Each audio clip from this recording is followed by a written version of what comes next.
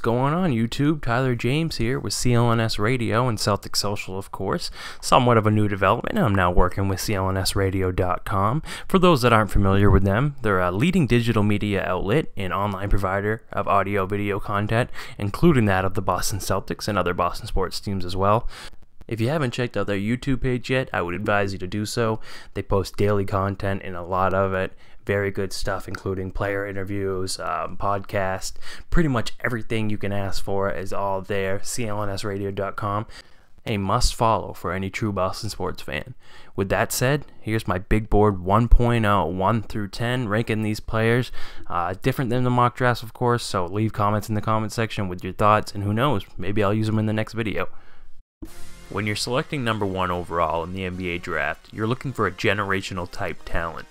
Markelle Fultz is that talent. In a recent Bleacher Report feature on Markelle, one NBA scout said, "The college game isn't challenging enough for him. He's so good that I think he gets bored." That's also in reference to him supposedly taking plays off during the game. The reality is, that's just bloggers and people who cover the game looking to put something in the weakness column for Markelle, because the truth is he doesn't have many weaknesses at all. He goes on to say in the Bleacher Report article, "I actually want to be the best to ever play this game, and I think I have a pretty good chance of doing that. Considering his dynamic scoring potential, I think he's well on his way to be one of the greats." Chances are you're more familiar with the number 2 player on this list than the number 1. That's partly because of his play, but mostly because of the hype surrounding his father. LeVar Ball will tell anyone who listens who he thinks should be number 1 on the big board, but the funny thing is, his son has a different opinion.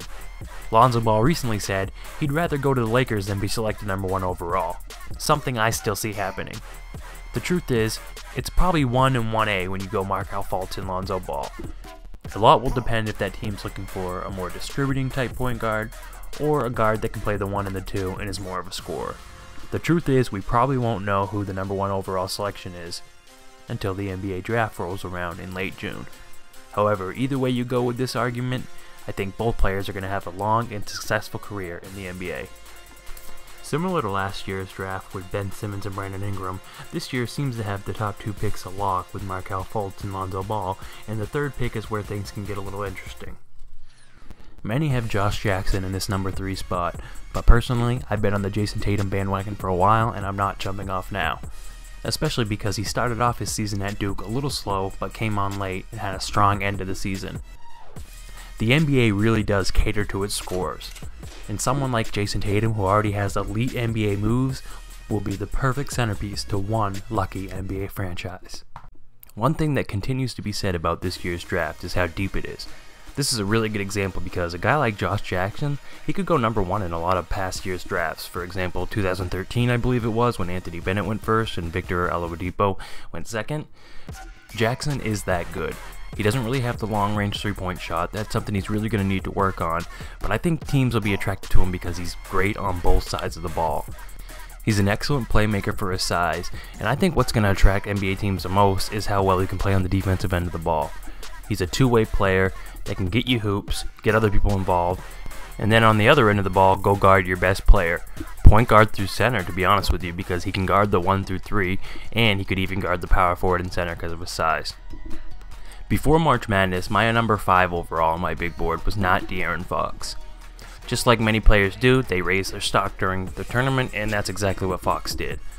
One thing I didn't like is how he didn't really have a jump shot, but he showed a great mid-range game during the tournament, and now I have him all the way in my top 5. I never really saw the John Wall comparisons because he wasn't a great scorer, he was more of a distributor and a great athletic defender. Fast forward to today, and I'm sold on De'Aaron Fox being one of the best overall point guards in this draft. Malik Monk is a very interesting player. Early on in the season, against my North Carolina Tar Heels, he dropped, I think it was 47 points, and the whole world was buzzing about him, and how he could probably compete for a top 3 pick behind Fultz and Ball. I truly believe he can be a top pick only because he's probably the best scorer in this draft. The thing that might hold him back just a little bit is he's a little undersized for that 2-guard position. So NBA teams will have to decide if they think he can score as a 2-guard or to transition him to maybe more of a point guard. While he has the potential to do all types of other things, I think whatever team drafts him will look for him to be an elite scorer and the number 1 option on their team someday. Speaking of North Carolina, next up is Fayetteville's own Dennis Smith Jr. This was easily the toughest ranking for me so far because I think Dennis Smith Jr. is worthy of a much higher position on a big board.